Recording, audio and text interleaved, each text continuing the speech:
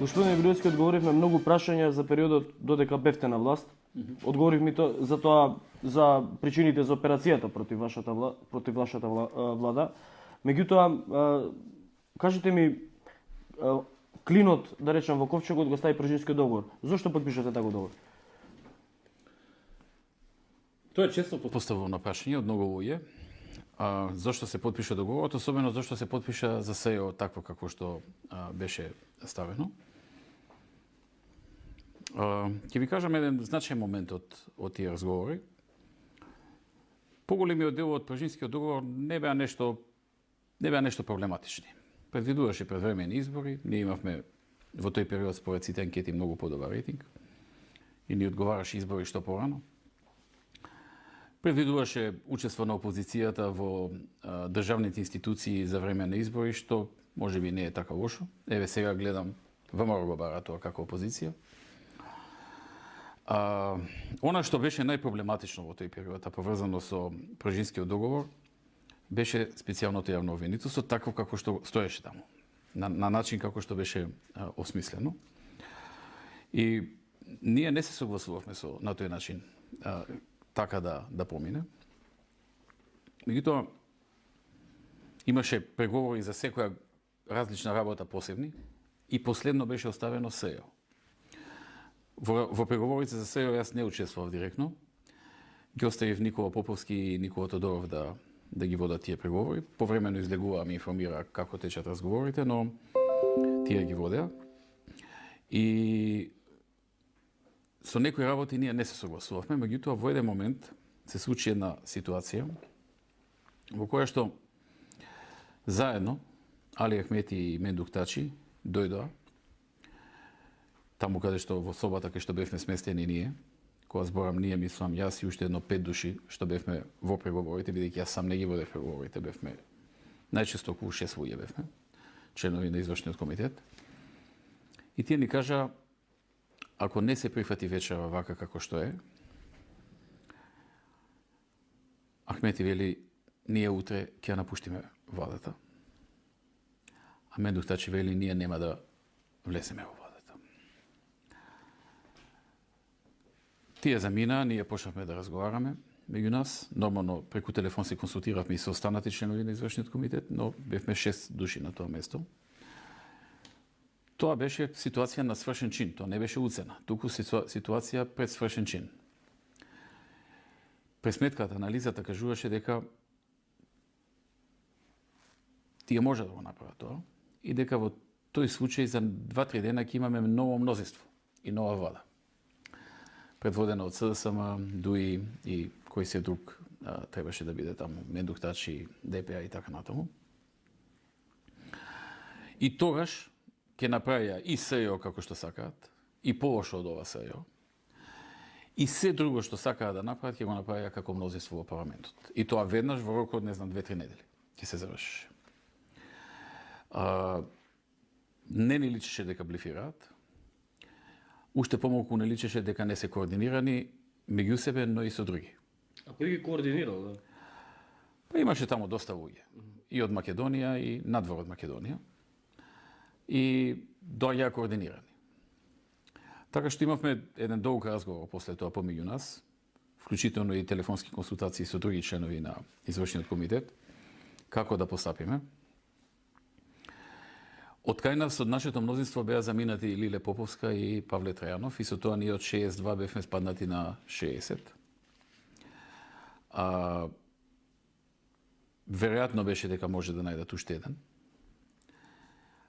Немавме алтернатива тука во тој поглед и проценивме дека е известно да се реализира тоа сценарио во наредните неколку дена, да се формира не нови избори, ново мнозинство со нова влада и нов премиер, нови министри и така натаму, во кое што ќе влезат сите, освен ВМРО ДПМН.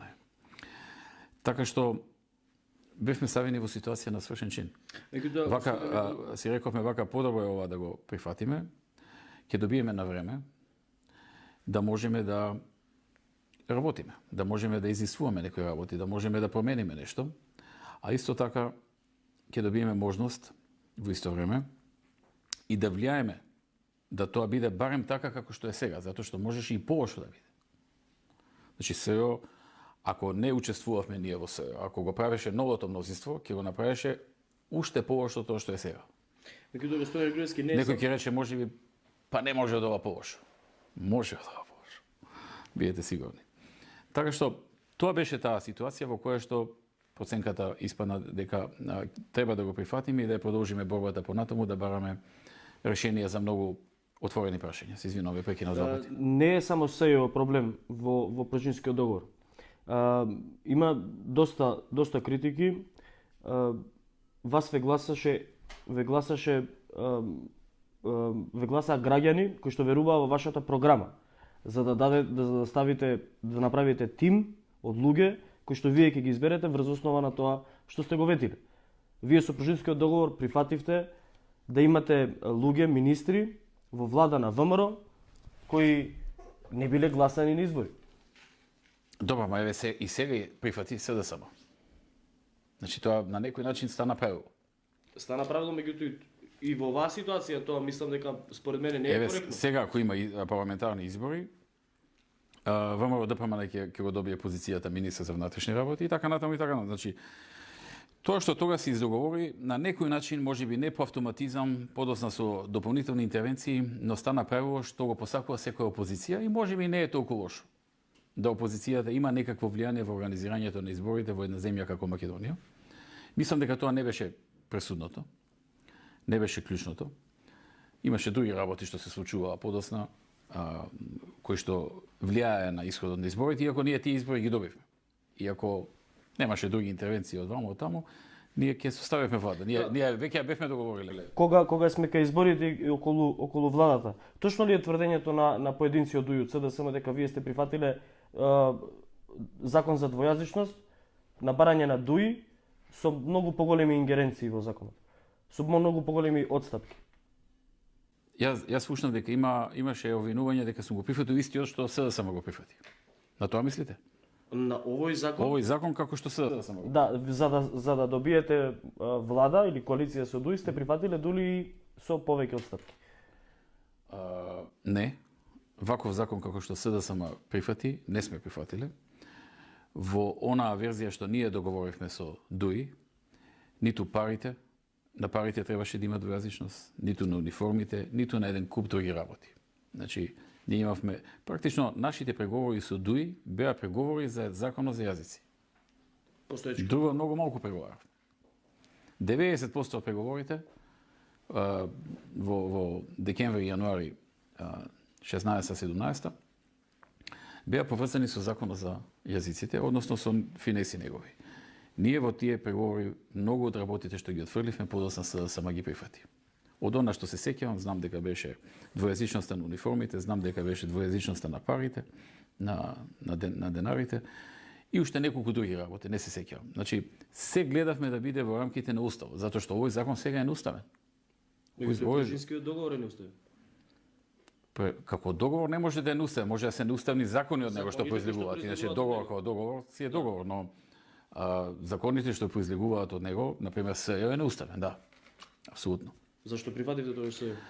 Ви кажав каква беше ситуацијата. Ако не прифативме ние, за недела дена уште по-неуставен ќе донесе, уште полош и уште полоши работи ќе се случат.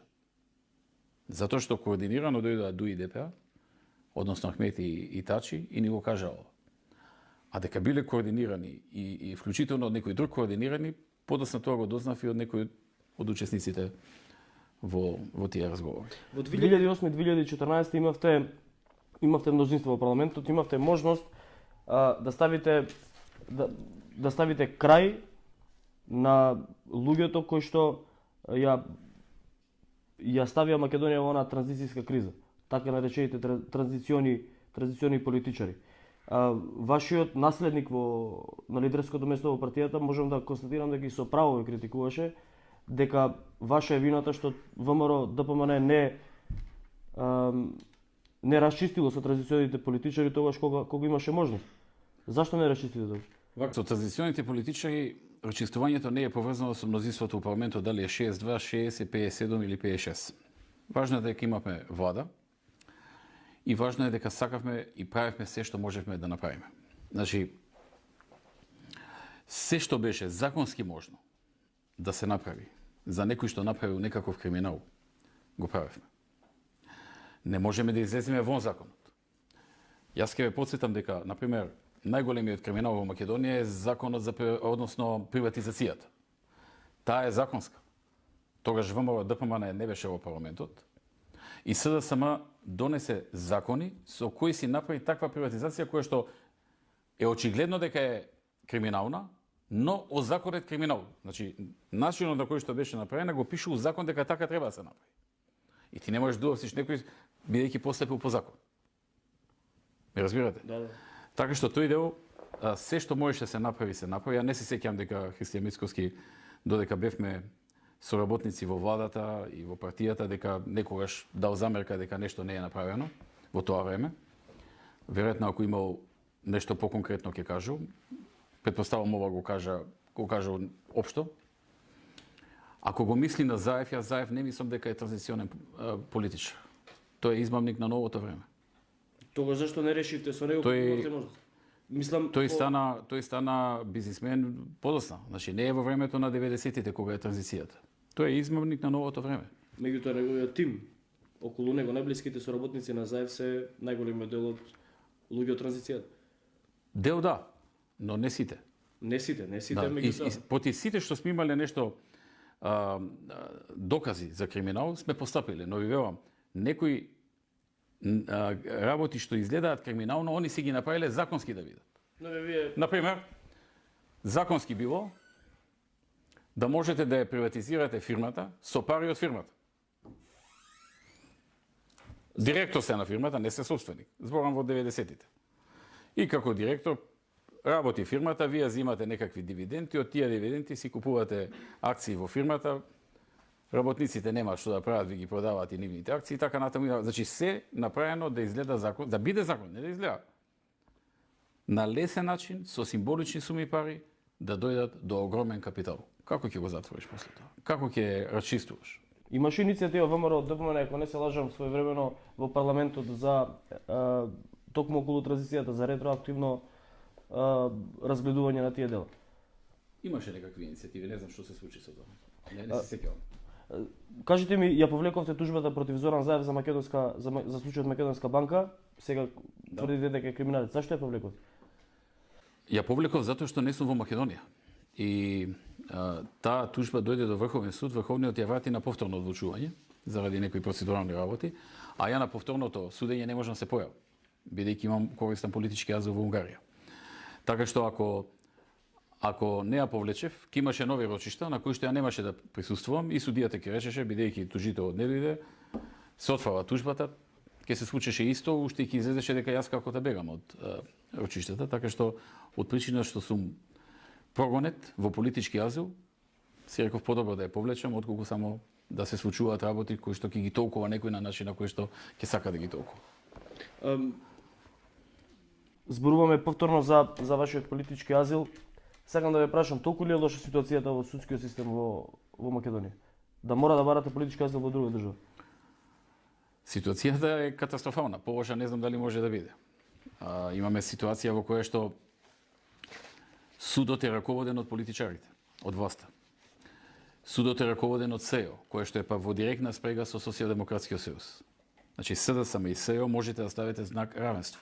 Прво затоа што првиот човек на СЕО се испостави отпосле, за жал, откако веќе беше поставена, дека е член на СДСМ со членска карта. Незината членска карта дојде во нашите раце. Тоа не го знаете. Не го знаевме. Да го знаевме тама работа. Членската карта излезе во медиумите. Се пронајдоа сметките преку кои што госпоѓа Јанева плаќава чланарина на својата партија. И тие излегува во јавноста. Но излегува во време кога веќе не можевме ништо да направиме. Законот за СЕО се носи со двотретинско мнозинство и не можеше ништо да се промени. Така што излезе дека практично на чело на СЕО застана човек кој што е член на СДСМ, уплаќа чланарини преку банка и е на навигација, по директна контрола на Социјалдемократскиот сојуз и на Зоран Заев. Од тие причини таа си одбраи тим на обвинители кои што исто така речиси сите се СДСМ ориентирани и вработените во најголем дел се поврзани директно со СДСМ. Таму имате деца, роднини, пријатели на луѓе од СДСМ, на судии блиски до СДСМ, обвинители блиски до СДСМ. Имате се, освен, да речеме, некој што е коректно примен на конкурс, според знаење, според капацитет, според се она што треба нормално да биде во предно примање на вработени. Така што испадна институција на СДСМ. Кој е навигаторот во СДСМ? Во СЕО кој е? Да. Се разбира СДСМ. Конкретно Имаат и некои надворешни центри своје влијание, но СДСМ си има дневна комуникација со СЕО. Директно Зоран Заев и луѓето околу него. во Оливер и сите други. Нашите сознанија од луѓе од внатре, од СЕО, укажуваа на тоа дека и специјалниот јавен обвинител и незините соработници во минатото на дневна база се слушаа со СДСМ или се гледа и се координира. Кој предмет да оди порано, кој да оди покосно, со што да се тргне сега, како да се тргне, значи како едно. Тие беа како едно. СДСМ беше како општински комитет, СЕО беше како општински комитет на СДСМ, како еден од општинските комитети кои што се координира со централата. И се уште е така. Ја информиравте ли меѓународната заедница за тоа? Да, многу пати ја информирав и писмено и усно, но немаше реакција. Имавте случај во кој што еден од вашите адвокати го напушти вашиот адвокатски тим. Да. Што беше причината за тоа? Па причината за тоа беше закана од СЕО. Кој поточно се му се заканал на адвокат? Не можам за тоа да зборам детали, но заради тоа што може да му направам штета, но беше испратена преку последник закана од СЕО и токму заради тоа потоа решив да ангажирам повеќе адвокати, за ако дојде повторно таква ситуација, барем некој да остане во тимот кој што ги знае работите, кој што ќе биде континуитет, кој што ќе продолжи и така натаму, и бев принуден да барам по 3, по 4, во некои случаи дури 6 адвокати, пошто видов дека во клучен момент може да изврши притисок СЕО да адвокатот се повлече. Но и новите адвокати ви беа казнети по 1000 евро. Прво ни даваа до знание дека тој не е добар адвокат. Кога оде во СЕО за разни случаи, ќе ми нафрлеа тој не е добар адвокат, затоа што адвокатот беше каде супериорен во однос на луѓето од СЕО. Супериорен во знаење, во квалитет, во снаоѓање во предметите, во правото и така натаму, и тоа ги нервираше. И почнаа прво да ни даваа до знание усно, не ви е добар тој адвокат, не работи добро за вас, треба си најдете други имења ни спомнуваа кого да сме си земели за адвокат, значи си дозволува да бираат кој ние да го земеме за наш адвокат, кој ќе се бори против нив. Имаше ли непристојни понуди од СЕО? Бевте ли врбуван да бидете соработник на СЕО? Да. Имаше ли понуди од семејството Зајмеж? Од кланот, да го кажем? Имаше од се понешто. Имаше и од СЕО, во една прилика кога бев во СЕО да дадам исказ. Потоа бев поканет во друга канцеларија на приватен разговор. Беше инсистирано да не влези адвокатот со мене, односно да бидам сам. И низ разговорот ми беше укажано дека би било добро да соработувам, да помогнам, така беше да помогнам, ако може да помогнете за другите обвинети. Бидејќи ја веднаш им кажав дека немаат ништо. Нити имаат дело, нити може да имаат докази бидејќи нема дело. И па добро, може би немаме, ама вие знаете многу работи, може да им помогнете. Наведоа неколку имена за кои би можело да им помогнам. Тоа беа дел од моите соработници. Им кажав дека не можам да помогам и некого да го правам крив ако не е крив. А што ви нудеа за возраст? Па се подразбира дека олеснителни околности за се. Значи, други да се заглават, а јас мене да ми извадат од случаите. Кажете ми, имаше ли случаи кога против вас некој сведочел лажно? Или случаи кога други луѓе кои што знаете дека сведочеле лажно за некои други ваши соработници во... Знаете што, има луѓе кои што не можат да го издржат притисокот и за да се извлечат од тоа, прифаќаат да сведочат лажно, само за да бидат раат, да бидат мирни, па овие другите нека си ја чукаат главата на суд. И по затвори, не дај Боже. Има такви ситуации. Имаме лажни сведоци, имаме да речеме оној Томислав, не се сеќавам на презимето од Општинскиот комитет Центар, класично важно сведочење имаше. Мислите на советникот од општина Центар? Советник, да, беше и председател на Општинскиот центар и советник во класично важно сведочење. И тој некако им стана советник, овакво им стана сведок за се и сешто. Пошто и во други случаи почна да се појавува. Господинот Мунир Пепиќ беше казнет, иако тој пријавил дека некој му нудел подкуп од 100.000 евра за да сведочи лажно. Да, имаше таква ситуација. Мумир Пепиќ пријави во полицијата. Тоа беше, ми се чини, уште во 16-та. Кога Мумир Пепиќ пријави дека му се нуди, ми се чини, некоја износ од 100.000 евра. 100.000 евра, да. Согласно неговите. И наместо да биде награден за тоа, тој беше после ставен во два други предмети како обвинет. И човекот е сега во домашен притвор, мислам дека уште е, оди на суд и чека казна. За ништо, повторно за ништо. Едното е за 27, второто е за Титаник. А луѓето кои што ги пријавил? Ништо не им фали на тие. Тоа се заташка. Тотално се заташка. Никој таму, тој што нудел мито, тој го нема ни на суд, го нема никаде. А тој што го одбил митото, го уфрлаат у два предмети, го ставаат во куќен притвор, му го уништуваат животот, нема плата, нема ништо, станува социјален случај, па ја унесува во судници, кога се држи судење, Значи, затоа што има висок притисок, па доаѓаат болнички коли, па на лице место го оправуваат за да продолжи судењето. А тој што го нудил митото и тој што го испратил тој да нуди мито, тие се сега на власт. И никој не покренува ништо за нив. до толку ли е селективна правдата? Многу повеќе од тоа. Ке морам да ви верувам. Па еве го, има све ова докажливо. Значи има пријава на Мумир Пепиќ, има писмено дадено, изјава има пред обвинител дадено, кој точно по име и презиме му нудел мито. На кого се повикал? Тој што му нудел мито се повикал дека е пратен од висок функционер на СДСМ по име и презиме го има кажано. Функционерот си е министер. Тој што го посредникот што нудел мито нема никаков проблем. Тој што го одбил митото оди во куќен притвор и два случаи има против него, од кои што едниот е 27. А на 27 е ставен затоа што бил вработен во агенција за разузнавање и следава некоја личност, следејќи ја таа личност влегол во собранието. Нели има службена белешка? Има службена белешка. Се е приложено до СЕО, нема врска, го тераат, се оди на судови, се лежи у куќен притвор. Тоа е тоа. Тоа е правдата во Македонија. Како тогаш... Не сум ја случајно тука дојде.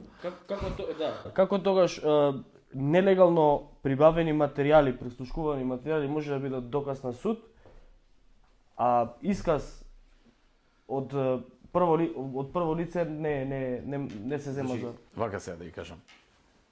Ние имаме закон кој што јас да земам да го пишувам, не можам појасно да го напишам. Законот е кристално јасен. Вели вака. Нелегално прибавени аудио или видео материјали не може да бидат докази во судска постапка. Ниту пак од нив да се извлекуваат докази. Ја не знам како би можел подобро да се напише и појасно. Најасно што може да биде. Под притисок, апелациониот суд носи одлука дека може да бидат. И тие се сега докази во постапка. Меѓутоа има и... Второ, истите тие снимки се копии. Тие биле снимени на некоја опрема, таа опрема не постои. Судот не може да провери дали копиите одговараат на оригиналот. Законот е јасен, дециден. Копија не може да биде доказ во суд. Освен ако не е споредена со оригиналот. Ниту е, ниту може да биде споредена со оригиналот. Судот ги прифаќа да бидат докази. Која правда тука да ја гледам? Затоа што телефонски разговори, се извинувам што ве прекинувам. Телефонски разговори може што сакате да правите со нив. Во денешно време има технологија. 3,5 секунди да ви го снимаат гласот, после може друг да зборува со вашиот глас. Мислам, друг да е снимен, како зборува, што сакате, а преку софтвер гласот да биде вашиот. Ако преходно неколку секунди ви го снимиле вашиот оригинален глас. И судот вика, Судот тера понатаму како да адвокатите не го кажале тоа, како да не прочитале членот законот. Тие стануваат, земаат лист вака и читаат. Член тој вели вака, вака и вака. И го чита, си се слушаме, не треба да биме правници за да разбереме македонски јазик, така? Кога е нешто многу јасно напишано, појасно не може да биде. Судијата го гледа, како ни стакво, завршува тој и продолжува како да не е кажал ништо на судика. Меѓутоа во законот има можности оној кој што стекнал или било како се добавил до нелегално прислушкуван материјал, има рок од 20 дена во кој што може да го пријави. Тоа е законот за приватност. Да, тоа е законот за приватност. Тоа е трета работа. Значи прво е затоа што се нелегално прибавени. Второ е затоа што се копии. Трета работа е законот за приватност. По законот за приватност кој што се направи негде, ако не се лажам, есента 2015, се предвидува дека снимките што ги има СДСМ е должна да ги предаде во судот, односно во СЕО, во рок од 20 дена. Потоа ниту може, ниту се валидни. Значи, законот вика само за сега ќе важат снимките и во иднина не смее снимка, ваква снимка да биде предмет на судски гонења. Но ќе важат ако за 20 дена ги даде. СДСМ ги дава за 50 дена. Предпоставам во меѓувреме си ги ваделе нивните разговори. За да нема докази за криминалот што го правеле. Им требало повеќе време. Ако го следите овој закон, секој нормален правник, адвокат, што сакате, судија, ќе каже, добро, за доциле, согласно законот за приватност, овие разговори не се дале во рокот, се дале после рокот, не важат. Па важат. Важат. Но во тој период кога Затоа што така им рекле од штабот на СДСМ. Ќе важат. Сакам да ви кажам во тој период. Она, знаете, лета ли магаре, то лета. Да. Сакам да ви кажам, имавте можност, тогаш бевте власт. Имавте можност и тој закон да побарате одговорност, законска одговорност. За законот за приватност. Ако СДСМ тогашната опозиција го прекршила тој закон, зашто не реагирате? Ние после го откривме тоа. Отпосле нашите правни тимови открија дека СДСМ не го предава во рок од 20 дена, туку во рок од 50. Кога откривме, веднаш реагиравме на судот. До толку повеќе што тие ги дури си објавуваа, си тераа пропаганда со зашто не реагиравте? Зашто? Тој закон е есента донесен, више беше престанато објавувањето на снимките. Но кога подоцна видовме што се случува, пристапивме на судот и го кажавме. Судот не реагира. Се плашат, судиите се плашат. Од кого се плашат? Зашто се плашат? Се плашат за себе. Вака да ви кажам, судиите ја ги делам у две групи, овие што нам ни судат. Ја не можам сега за цело судство да зборувам. Зборувам за искуствата со кои што јас лично се соочив и моите соработници. Значи има една група која што се приврзаници на СДСМ, силни приврзаници. И тие и не треба да им кажуваат многу од СДСМ што да прават, си знаат. Не треба да им намигаат, не треба да им зборуваат, си ја тераат работата како што мислат дека е најдобро за нивната партија. Има втора група, и таа е и поголема можеби, кои што не се членови на СДСМ, не се нешто припадници, може се благи симпатизери или нешто така, но се плашат да тераат бидејќи се плашат за себе, да не бидат тие казнети. Да не бидат доведени у ситуација да бидат сменети, прераспределени во сектори кои што се помалку важни, уназадени на некој начин, или пак разрешени од суди, или дури може да бидат ставени на обвинителна купа. Тоа тие го зборат на нивните најблиски. Ние сме мала држава, се дознава. Тие самите си зборуваат на нивните најблиски дека ако не досудат, така како што СДСМ очекува, дека може тие да се најдат на обвинителна купа. Ако ќе прашаат, па зашто? Одговорот е, па зашто Груевски и другите ги ставиат, така и мене ќе ми направат. Тоа им е одговорот. Ако може поранешен премиер, министри, за ништо да ги стават, зошто па еден судија да не може да го става? Ќе му најдат нешто, ќе му измислат толкување вакво, онакво, такво, седи тука се. Доаѓа на рочишта. Ке сака да ве прашам во врска со... Самите тие го говорат тоа, во приватни кругови. Нивни луѓе не кажуваат. Имаше еден еклатантен пример на непостапување од страна на судиите по однос кога станува збор за вештаците кои што вештачеа во случајот Тенк без лиценца. Немаше никаква реакција од судот, меѓутоа по овој одговор веќе и прашањето е одговорено. Не само во Тенк. Во еден куп случаи. Знаете што? Кога вештачите во Тенк се открија затоа? Голем дел од вештаците им истекле лиценците. Не знам од која причина не извадиле нови. Треба да полагаат испит за да извадат нова лиценца која важи мисли чини 5 години. Во тој период кога немале лиценца, тие си продолжиле да си работа, си вршат вештачење. На база на тие вештачења нас не судат. И ние викаме, нормално, ова вештачење е направено од човек што нема лиценца. Докажливо, проверливо, Министерство за правда ги издава лиценците. Имаме од таму написмено дека немаат лиценца. Судијата тера. Како да имаат? Не го интересира. Не сме, се плаши. Да не изгуби он лиценцата за судија. Добро, нема ли некој друг судија или мора ли тоа? Ке видиме дали има или нема. Се плашат. И апелациониот суд е исто така под притисок. Вие гледате апелациониот суд, толку искусни судии, тие не може да не знаат. Дека не може да не разбира дека во законот пишува јасно дека нелегално прибавени аудио и видео материјали не може да бидат докази. И носат таква одлука. Така и за вештаците. Си го купуваат собствениот мир, собствениот комодитет, не сакаат тие да влезат во проблеми, гледаат што се случува, гледаат дека за мали работи се апсат луѓе, за мали работи се притвораат, претреси се прават, се малтретираат, се осудуваат. Ева, зашто ја да бидам во ваква ситуација? Ова е лудо време. Ова не е време на правда, на ред, на поредок и така натаму. Ова е време во кое што ако некој од власта ти се намирачи, што сакаш прави ти, колку сакаш биди чист, ќе бидеш осуден. И судиите го гледаат тоа и викаат, добро да си седеме ние мирно, како ја каже така, додека не пројде ова лудо време. Во оваа насока ќе можем ли јас да заклучам дека она изјава на госпоѓата Катица Јанева на самитот на ОПСЕ, каде што отворено кажа дека има снимки, нелегално стекнати прислушувани материјали и за судиите, меѓутоа тие нема да ги објават. Да, тоа е едно од заканите кон судиите. Значи јавно кажу, имаме снимки за судиите.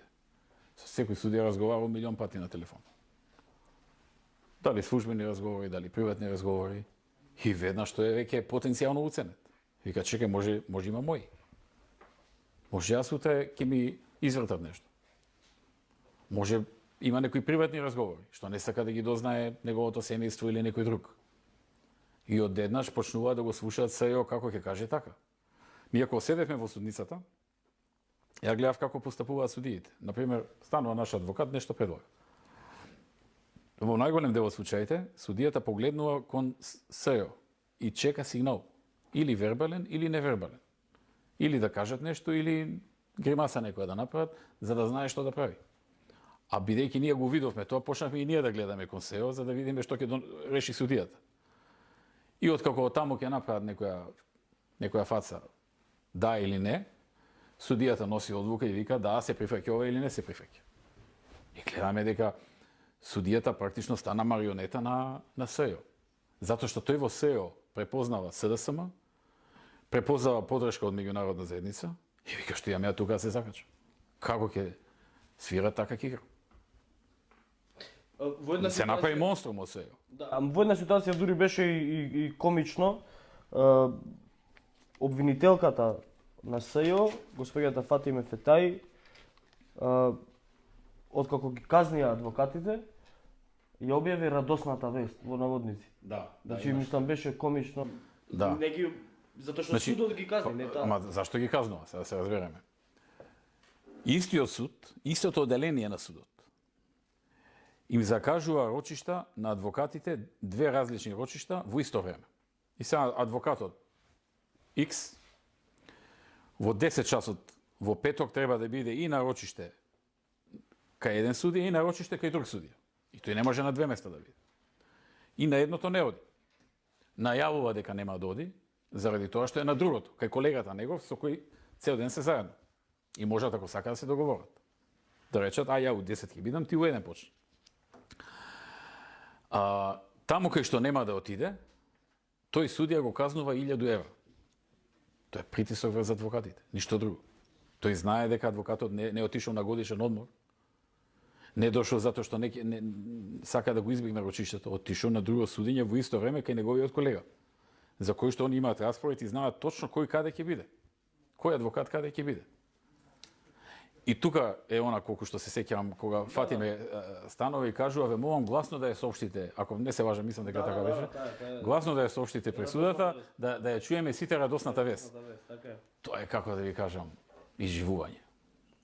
Тоа го нема нигде.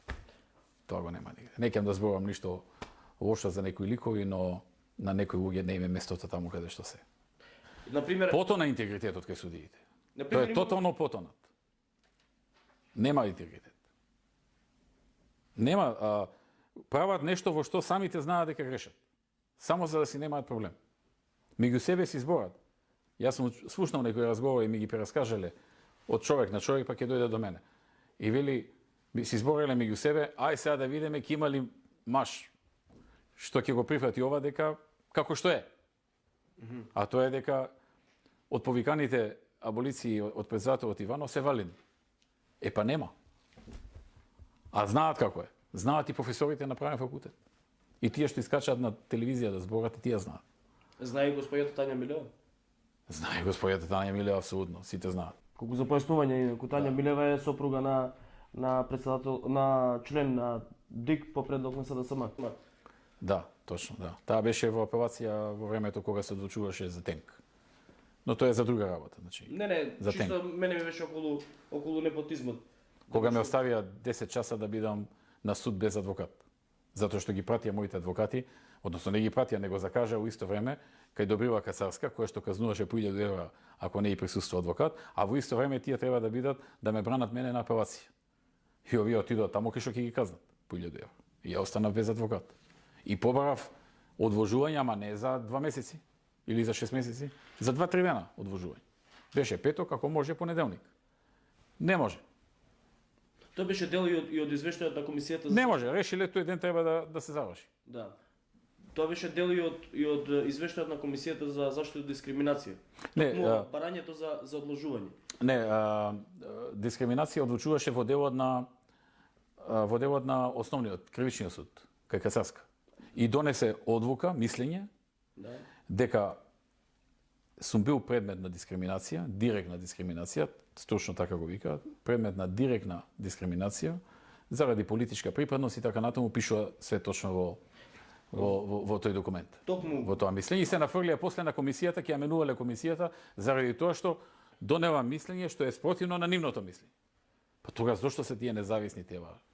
Еве сега колку што чув менуваат закон за да може да ја сменат комисијата за дискриминација, бидејќи постапила спротивно на очекувањата на власта. Вас бевте вие секојдневно бевте. Имаше недели, имаше 2 недели поред, секој ден од сабајле до вечерско. Да, исто како и не можеш ни да се подготвиш за наредниот ден. И тоа свесно беше правено. Токму тоа беше ставено и во мислењето на комисијата за дискриминација, дека сте немале доволно време на одбран да се подготвите. Не само тоа, многу работи имаше таму. Тоа е една од работите. Меѓу кои и ова за барањето за одложување. Да. Значи, во ситуацијата, во случај во кој што нема... Не, барањето за одложување на апелација не е во таа пријава. Океј, тогаш јас имам... Во оваа пријава ето. Да. Поврзана со основниот, со кривичниот суд. Независно. Во случај кога нема притворени лица во случајот за кој што сте вие обвинет, итност не постои. Вас ве одбиваат. Добро.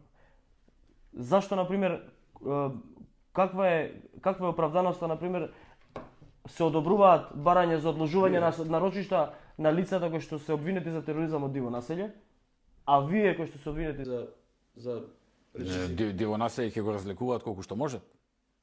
Меѓутоа таму постои итност, тие се монструм до 101 и назад ќе го разлекуваат. Тие не се важни. Важни ме ВМРО Никола Груевски со работниците негови поени да добијат пред нивните гласачи. Кај што збореле дека еве ние кога ќе доеме ќе ги уапсиме и после гледат нема зашто да не уапсат. Тропале глупости, 5 милиарди сме однеле, не знам што сме направиле, милиони сме оплячкале, доаѓаат гледаат, нема такво нешто. И сега ајде ќе им смислиме нешто заради тоа што на нашите гласачи што им ветивме да излезе дека сме го исполнили ветувањето. Затоа што со години водеа важна кампања. И сега мора да излезат од таа ситуација. И со сила ти бараат нешто, те стават у затвор и да испаднат некакви херои пред нивните поагресивни гласачи. И најдоали доказ за дека Ништо не најдоа, дека глупости. за 5 евра најдоали доказ дека стизнали. Ни за пола евро не најдоа. Затоа што 5 Еве ја ќе ви ги кажам случаите. Првиот случај е тенк, таму не сум нападнат за пари. Таму не ме ни обвинуваа дека нешто провизија сме земале или било што. Воопшто тоа не е предмет. Напротив, вештокот кажа дека како беше формулацијата дека маржата што е земала компанијата што е продала колата е во рамките на вообичаената маржа и нема никаков екстра профит. Така што обвинението воопшто не е за пари. Не е за. Обвинението е за сакање. Дека сум сакал, сум остварил влијание на министерот за внатрешни работи, бидејќи за да се набави возило блиндиран Мерцедес, бидејќи сум сакал и јас да бидам превезуван во него понекогаш. Сум сакал. Иако јас имав блиндирано возило, иако доста старо, но сепак бев превезуван во блиндирано возило, а бев превезуван во блиндирано возило затоа што законот налага секој премиер, секој председател на собрание и секој министер за внатрешни 24 часа мора да се покриени со блиндирано возило. Тоа е закон, подзаконски акт. Јас првиот ден кога бев назначен за премиер во парламентот, кога излегов од парламентот, ме чекаше возач со блиндирано возило. Не ме праша сакаш во блиндирано или во неблиндирано. Такви се законите и правилата во секоја земја и во Македонија. Сега, бидејќи сум сакал и во другото да се повозам, 2 години затвор. Ама и се случуваат, мислам, или И сум сакал да не се дознае за тоа. Значи, 2 пати сакање. 2 сакања. за 2 сакања. За 2 сакања сум, да. 2 години затвор. Например, во случајот ТНТ, она за зградата на господинот Фијат Сановски, имате доста специфичен судија. Господинот Огнен Ставрев. Ке ни објасните ли зошто е толку специфичен? Па, Огнен Ставрев е во мојот случај специфичен, бидејќи сум долгогодишен водач на ВМРО, а тој е син на долгогодишен комунистички лидер. Две спротивставени и идеолошки и политички опции. Кога требаше да се објави распоредот на судиите, го прашав од еден адвокат кој каков судија е, што е, така да научам нешто повеќе, бидејќи веќе сум во таа работа, нели, обвинети така. И тој вели, само да не ти се падне Огнен Ставрев и Кацарска. Викам, зошто? Највише го мрзат ВМРО. Посебно Огнен Ставрев. Викам, зошто? Тој човек не го ни познавам, ништо лошо не сум му направил. Не, многу лошо ќе биде. И Огнен Ставрев е во 2 случаи, Кацарска беше во 1. Од вкупно 5-3 кај нив. После се распрашав и дознав дека тој е син на долгогодишен, еве така да го наречем, лидер во комунизмот, кој што бил на многу функции. Бил председател на Македонија. Тогаш има други називи. Да. Сега ја ги кажувам по денешните називи, тога се викале различно. Бил председател на влада, значи премиер. Бил градоначелник на Скопје. Бил генерален секретар на Централниот комитет на Комунистичка партија на Југославија. Подпредседател на влада. Па бил подпредседател на влада на Југославија. И така натаму, значи човекот во тоа време, ја лично не сум го запознал, но бил на многу функции и бил еден од лидерите, барем во Македонија, на Комунистичката партија и идеологија на која што ВМРО е директно спротивставена. Тоа е партија што ги судеше ВМРО-вците и за време на комунизмот. Значи, не сака да се видат едни со други. И во тоа време и денеска. И сега, синот на тој лидер, кој што можам да замислам дома колку негативно се зборува за ВМРО, за нашата идеологија, за нашите размислувања, ме суди мене. Ја 14,5 години го водам ВМРО и синот на лидерот на Комунистичката партија во тоа време, односно еден од лидерите на комунистите, ми е судија. И уште ми кажуваат еден од најголемите мрзачи на ВМРО. Го мрзи ВМРО. И јас сега седам и одам на суд кај него. А зашто одам на суд? Да видим. Одите за ТНТ? Одам за ТНТ, тој е едниот случај, каде што Фијат Сановски, преку своја фирма, почнал да гради зграда. За да гради зграда добил градежна дозвола од општина Газибала. Општината му издава градежна дозвола според правилниците што биле во тоа време, а тие правилници налагале дека на одреден број станови што планира да ги изгради, мора да има одреден број на гаражи, односно гаражни места. За да се изградат тие гаражи, односно гаражни места, морало да се изградат 3 нивоа под земја. И он таква градежна дозвола побрал и таква добил. Со 3 нивоа под земја и точно се знае колку метра треба под земја да биде изградено. Направено е во метри. Почнавале да копаат. Прво се копа јамата. Она градежна јама се вика. Но кога дошле негде на висина на -2, или -1 ниво, -2, се појавила вода. Тоа не е нерешливо во градежништвото, се решава, ама треба голема инвестиција. Според експерти што консултиравме, на толкава голема зграда, треба едно 2 милиона повеќе евро да вложат, за да го решат проблемот со појавата на вода. Во тоа време фирмата решила, фирмата на Ција Цановски, да не го прави тоа, да застанат на -2, за да не вложуваат 2 милиони евра повеќе.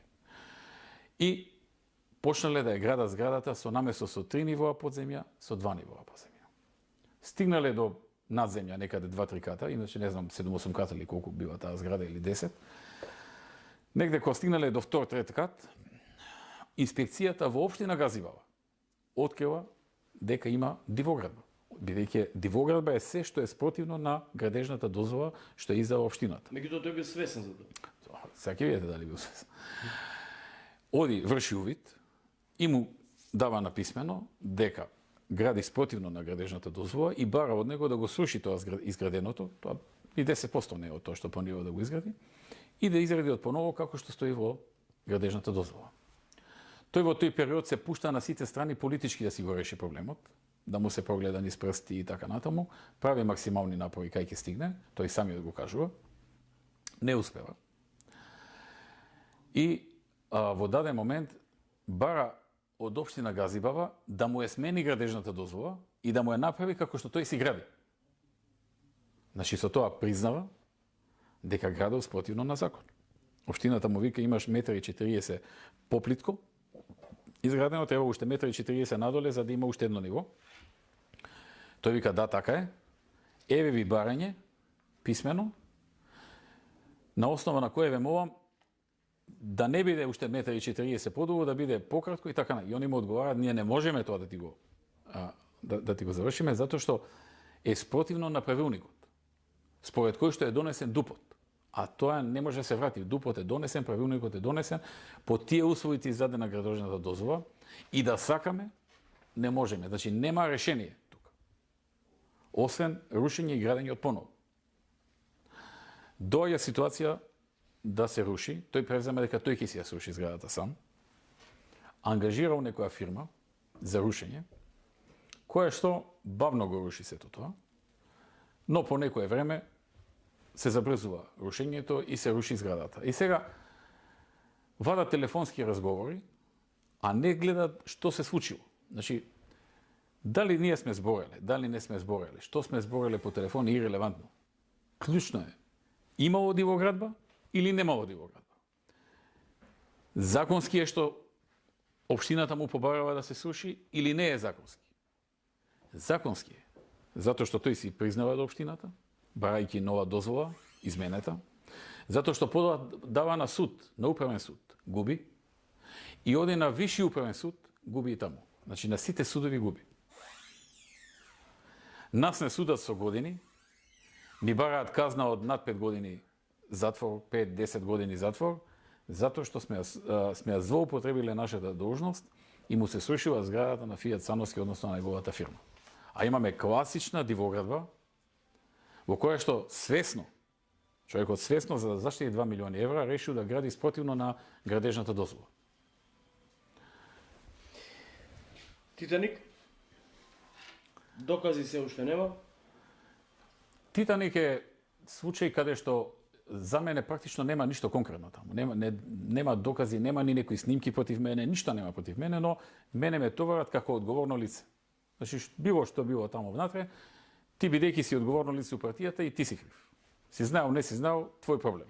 Инаку се работи за финансирање на партијата, од не знам колку илјади донатори, нашле 40-50 лица, кои што рекле или не се сеќавам дали донирав, или не знам дали е мојот подпис, може би некој рекол и не е неговиот подпис, ама од 5000, ако 5-60 се такви, вие не можете да прогласите дека се било нелегално и дека целиот износ на уплатени средства во тој период треба да се уплата сега во буџетот.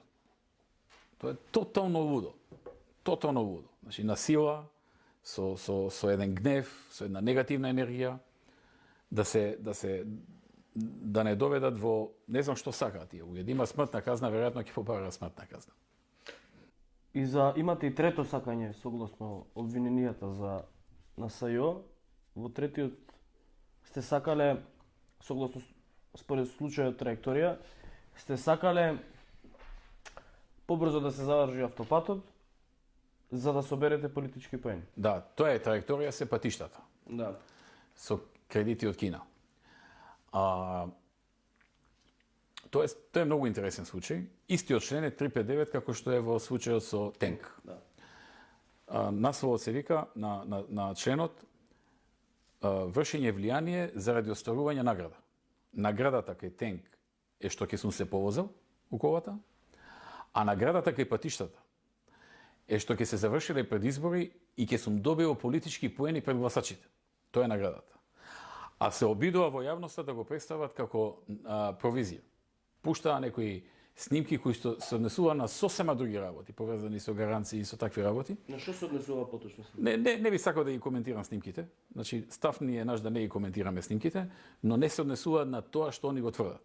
И не само што не се однесуваат на тоа што го тврдат, него и ги немаат приложено како доказ, затоа што не знаат дека не се однесуваат на тоа. Воопшто не ги ставиле како доказ во обвинението, тие снимки, тоа она како се викаше 5 од селото, тоа го нема, не е во нашето обвинението. А што го нема во нашето обвинение? Него воопшто во обвинението не се спомнува дека провизија сме барале. Туку дека сме сакале да оствариме награда, тоа го кажа обвинителот во судница, го има во обвинението, го пишува.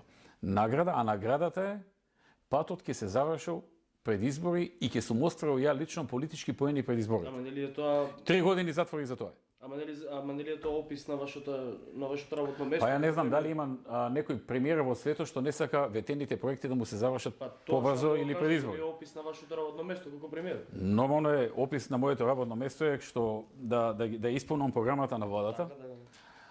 Која што програма е усвоена на влада, објавена и е дел од тоа. И сум сакал порано се заврши. Зошто да не сакам порано се заврши? Кои се тие глупости дека сум сакал пред избори и така натаму. Патем речено, тие таму тврдат дека сум сакал да се заврши патот пред редовните избори во 2015. А редовни избори во 2015 немаше, бидејќи направивме предвремени избори во 2014. Не знам дали ме разбирате. Да, ве разбирам. Година дена порано имавте избори. Значи да сум сакал, не сум го остварил. Да. Ете, тоа се обвиненијата и што беше уште едно Имате за шамарите во центар. Да. Имаше ли шамари во центар? Шамари не само што немаше, туку се работи за случаи каде што вадат некој разговор, каде наводно јас му кажувам на Јанакиевски, тој таму ако вака или онака биде некој треба да му да чита шамари, толку, нити шамари сутринја на некого ни ништо. Но после недела или две, пред општина Центар се случуваат демонстрации од невладина организација или движење некое, кои што за сосема друга работа се бунат. Доаѓаат да протестираат за поништување на план во кој што е предвидена црква веќе почната да се гради. И загрижени дека таа црква може да прекине да се гради, се собираат 700-800 луѓе, демонстрираат. И сега од цела толпа од 700-800 луѓе, обвинителството извлекува 8. За тие 8 нема снимка, видео, нема никаков доказ дека скршиле прозор. Иако таму имаше некој прозор скршен, ама не дека они го скршиле. Може би некој друг го скршил, ама тој не е на обвинител на купа. Тие 8 немаат нити скршено, нити удрено некој. Нема никаков доказ за скршено или удрено. Нив ги обвинуваат за насилство, ама знаете што е насилството? Не е тепање. не е удирање, не е повредување, не е кршење барака, бидејќи нема за нив такво нешто. Ги нема нигде на снимка како некого удираат или нешто кршат. Нити па некој сведочи дека они скршиле нешто или удариле. Туку со нивното присуство созале чувство на вознемиреност и несигурност кај советниците на СДСМ во општина Центар. А советниците на Вогор не се плашат? Они не се плашеле. Овие се плашеле советниците на... Значи, ако некој демонстрира, и тој против кого демонстрираат, ако му се создаде чувство на несигурност и страв, тогаш тие се насилници. Кај мене, кога бев во владата, Тоа сам да ве прашам. секоја недела некој демонстрираше. Да. Имаше и крвави демонстрации. Протестирајќи пред вашиот дом. Протестираа и пред мојот дом. Со налети да го пробијат кордонот, да влезат во зградата, да се справат со мене и со моето семејство кое што беше внатре. Па никогаш на памет не ми паднало да покренам против тие што ќе ги видиме на камера и ќе ги препознаеме, да покренам тужба за насудство. Затоа што ми создале чувство на несигурност. Па вие се сеќавате на 6 мај 2015 кога беа оние крвави демонстрации кога 40 полицајци завршија во Да, кога беше болница. запалена... Ја во тој момент бев во владата. Имавме седница на влада. Ми јавуваа постојано што се случува надвор. Што да направам? Си ја тера владата. Да станам да бегам? Не бегам. Ми кажа нападнати се полицајци, повредени, однесени во болница, агресивна е толпата. Се ми информира. Владата заврши некаде околу 8 сат. Во 8 веќе имав закажано Виктор Мизо да го донесе представникот на Johnson Controls да каже да се договориме околу инвестиција во Македонија, онаа во струмите што се случи после. Тоа беше последниот разговор и преговор за да се реализира таа инвестиција. Ја не бев загрежен за мене што ќе ми се случи, туку бев загрежен инвеститорот да не се исплаши. И му велам на Виктор Мизо, викам, Виктор, по телефон, внеси го таму преку гаражите, да не види што се случува, да не се откажат. Ке ни отиде инвестицијата, работиме на неа 3 години. И дојдоа тие. И на македонски го прашувам Виктор, викам, видели ова надвор што е како е?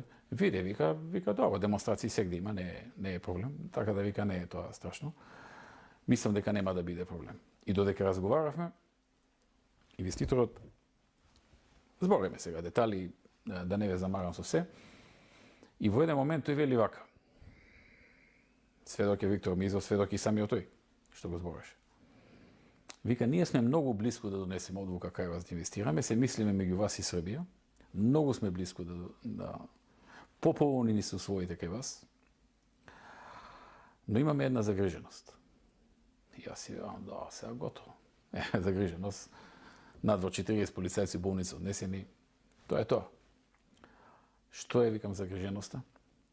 Па вика, загриженоста е некако имаме впечаток дека брзо напредува државата. Се плашиме дека по кратко време платите ќе почнат да растат. И сега математиките со платите ни одговараат, но ако брзо се зголемат, профитот ќе ни се намали. И затоа се мислиме што да правиме.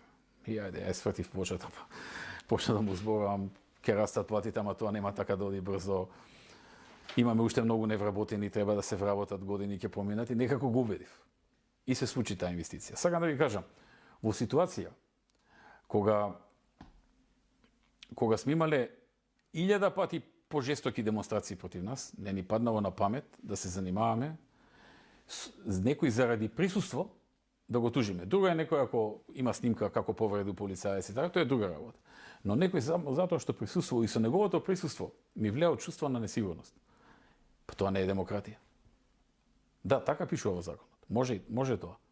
Ама политичар што и институција што разбира што е демократија, не би требало на памет да и падне.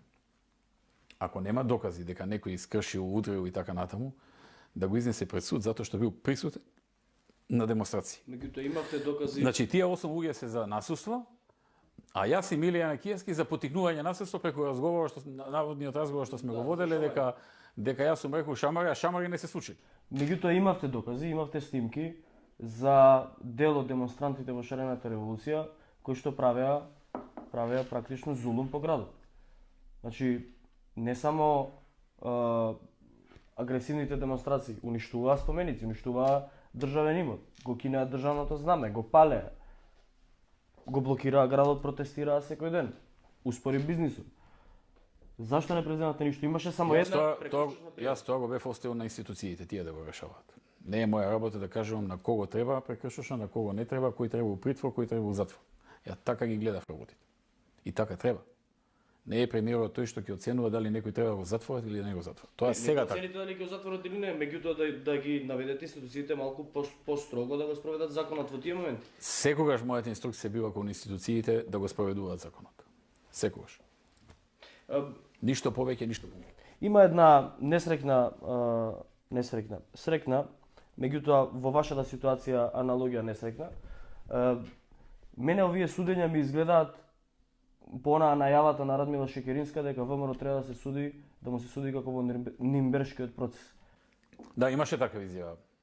Уште додека траеше Пржинскиот договор или после него, Да. имаше изјава на Радмила Шекеринска дека треба да не судат како во Нирнбергскиот процес, демек ние фашисти, и треба да формално да излеземе на судење и да си ги добиеме казните. Тоа е тоа. И така се случува. Така се случува. Тоа се случува, да. Одиш на суд и гледаш од првиот момент дека судиката више донела одлука. Само глуми да помине процедурата. Тоа е тоа. Тоа беше нашето судење. И се уште е. И јас го изражав и тоа, јас не избегав од правдата. Многу луѓе викаат бегалец од правдата. Не е точно. Јас до последен момент на секое рочиште присуствував. Бев активен, се борев, секојдневно координации со адвокатите, иако знаевме дека се бориме со ветерници. Но се борев. Се до моментот додека не дојде упатувањето за одење во неправеден затвор. Неправедно одење во затвор. Значи, ја не избегав од правдата, ја избегав од неправеден затвор. Политички донесена одлука за некого да го стават во затвор и покрај тоа што нема вина.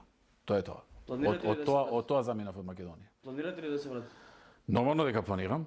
Јас тука дојдов превремено да се засолнам од налетот на политичкиот прогон. И еден ден кога ќе се стабилизира ситуацијата и кога оваа марионетска власт ќе замине, еден ден кога ќе дојде влада која што ќе ги ослободи судовите и ќе им даде да носат одлуки како што им налага совеста и пред се законот, јас би се вратил и не очекувам да имам проблем во тој момент. Мислите ли дека наредните избори имаме сега редовни председателски избори, опозицијата бара и предвремени парламентарни избори? Мислите ли дека ќе има предвремени парламентарни и што мислите како ќе биде исходот од председателските? Јас мислам дека нареден председател ќе биде барем некој време Талат Џафери. Во која смисла Талат Џафери би бил председател? Не е кандидат, мислам. Па изборите се така направени, зборувам за изборните денови, да вториот круг на председателските избори завршува на 5 мај. Мандатот на Иванов завршува на 12 мај. Значи на 12 веќе ние, ако не се завршени сите процедури, нема да имаме председател. Многу е мала веројатноста дека меѓу 5 и 12 ќе се завршат сите оние периоди за жалба до ДИК, одговор на ДИК, решавање, тужба до еден суд, тужба до друг суд, носење на конечна одлука на Државната изборна комисија за прогласување кој е победник, кој не. Ова под услов се да биде во ред. Под услов да имаме кандидати и во првиот и во вториот круг два кандидати. Мислам дека не случајно е направено тоа, толку доцна да се поместат изборите. Според моето искуство, доста е веројатно дека барем неколку дена или можеби некоја недела Талат Џафери како председател на собранието ќе врши улогата на председател. Очекувате некоја одлука да донесе по... Па не е исклучено дека тоа е и договор помеѓу СДСМ и ДУИ. За во тој вакуум период да испотпишеш се што треба да испотпише и кој дојде после, што и да биде, да е веќе завршена работата. Доколку би имало, мислите ли дека ќе има превремени парламентарни? Кога сме ги Талат Џафери беше избран на крајно нелегален начин, крајно сумнителен, да, неуставно, никој не знае колку гласа колку луѓе гласа. Меѓутоа, она што се случи на вечерта кога беше избран беше несрекниот тој 27 април. Вие не бевте во Македонија, меѓутоа знаете што се случуваше. Бевте прв кој што ги осуди насилствата. Иако многумина ви замерува. Уште од Виена. Да, иако многумина ви замерува. По Facebook. Да, многумина ви замерува за тоа. Ке дадете ли некој коментар околу 27 април? Да, многумина ми замерува тогаш заради тоа, но мислам дека направив добар потек што уште од Виена повикав на смирување на страстите и на запирање на било какво насилство, Да, затоа што можеа последиците да бидат и поголеми. Да. Немам некој посебен коментар, сум кажал многу пати за 27 дека е упадот во собранието и тепањето на пратениците дека е нешто што не требаше да се случи.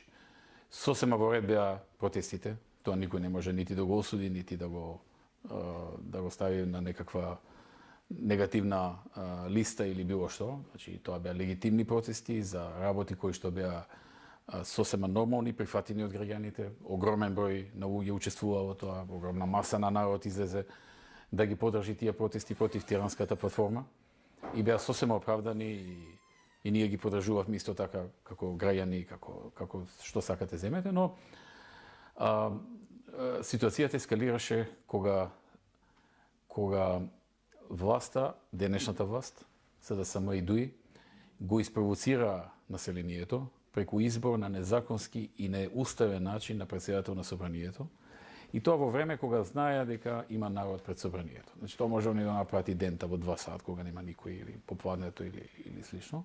Но тие го направија тоа токму го одбра моментот кога надвор има толпа народ која што е неелектризирана, која што следи што се случува преку смарт телефоните. И на некој начин луѓето подлегнаа на тие провокации, влегоа во парламентот, се случи што се случи. Тоа беше нешто што можеше многу лесно да се предвиди, дека единствено на кој што ќе му наштети е на ВМРО ДПМН и не тие луѓе таму. И така и се случи. Меѓутоа, ќе се согласите ли со мене дека тоа ништо од ова немаше да се случи доколку господинот Крсто Муковски не отвореше врата?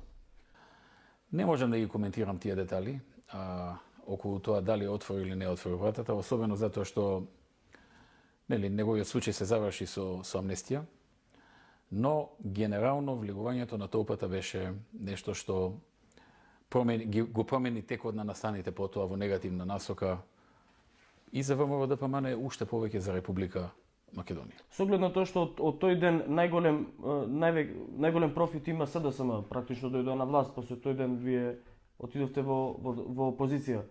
Имате ли информации кој го организирал тоа? Немам такви информации кој го организирал. Мене ми изгледа дека е спонтано случено. Не исклучувам дека може би некој нешто правил, а да не сум го дознал, но ми изгледа дека е спонтана реакција на загрижени граѓани.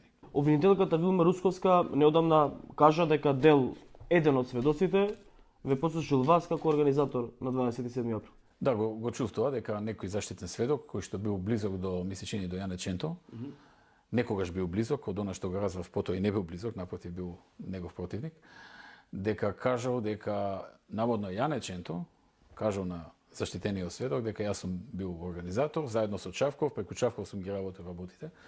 Прво сакам да кажам дека Чавков добро го познам, се работи за врвен професионалец во неговата дејност. Тој е човек што цел свој живот го посвети на безбедноста на Македонија и тој не би ни прифатил кога јас би му побарал такво нешто, а мене не ми паднало на памет да побарам да влезе толпа народ и да тепа пратеници. Така што ниту такво нешто има, ниту пак мислам дека Чавков учествувал во некакви матни игри или нешто слично. Мислам дека и тој е еден од жртвите на прогонот, како што се и многу луѓе други таму што останаа и сега ги судат. Надвор од овие што ги амнестираа. Каде бил Чавков вечерта? Јас не знам каде бил, тој си кажа. Јас не бев во Македонија, така да не можам да кажем каде бил. Јас бев во Виена. Не знам во колку часот беше, едно време го добив Чавков со апел да што побрзо се стопираат сите ситуации каде што има насуство и слично и тој ми кажа правиме се што можеме. Тој не ми рече чекаме малце да ги потепаат или нешто друго. Тој ми рече правиме се што можеме, даваме се од себе, собираме нови полициски сили, не фати во изненадување целата оваа работа, даваме се од себе и да знаете дека тераме во тој правец. Тоа беше. Јас само апелирав, ја во тој период не бев премиер, бев председател на партија, но го знаев Чавков како човек на кој што преходно сум бил премиер, загрижено тоа што го гледав преку телефон, преку интернет, го побарав да го прашам дали може побрзо да се интервенира, тој рече правиме се што може. Тоа е тоа. И мислам дека правиа се што може. Тогаш бевте во Виена, денес сте во Будимпешта. Да. Кажете ми, каде се гледате следната година и каде се гледате после 5 години денес? Па за следната година во голема мерка зависи од Зоран Заев и од тајфата околу него. А за 5 години веројатно зависи од граѓаните колку ќе им остават на ова марионетска власт да останат на власт. Ја мислам дека нема да им остават толку долго, така што ќе видиме. Господине Груевски, ви благодарам на исцрпното мега интервју. Благодарам, ми беше задоволство на мене. Поздрав до сите кои што не следа. Благодарам. Ви благодарам.